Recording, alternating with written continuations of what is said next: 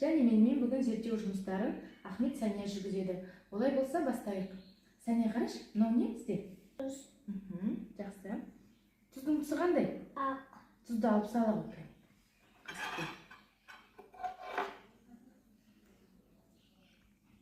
Салып басып көр.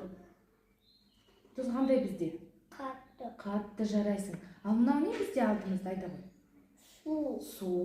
Судың түсі бола ма? Қалай ойлайсың? Жоқ. Ал қандай су? Түсіз. Түссіз, мөлдір. Мөлдір. Ал қане ұстап көрші? Қандай? Жылы. Жылы. Ал келесі қандай? Ұстап көр.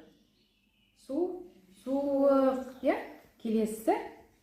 Суық. Су, жарайсың. Ал енді қазір тұздың суда қалай еритінін көрейік. Қасықты алып сала ғой. Мұнда бізге тұзды саламыз. Сал. Бір қасық сала ғой. Және мына суға бізге сала ғой. Тағы да.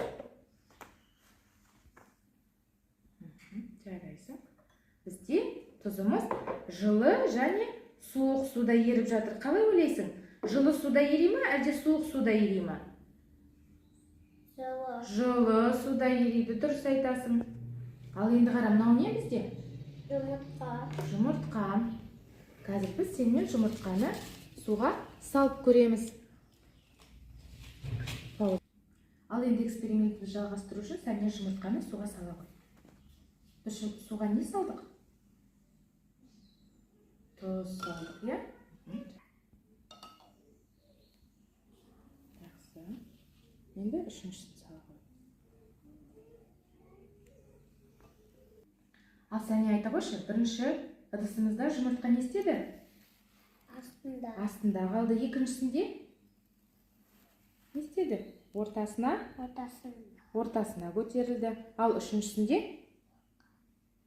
жоғарыда, дұрыс айтасың. Ал біз бұл экспериментке қандай жұмыртқаны қолдандық? Шикі жұмыртқаны қолдадық. Жарайсың. Ал осымен біздің экспериментіміз аяқталды. Сіздерге де осындай эксперимент жасауды ұсынамыз. Сау болыңыздар.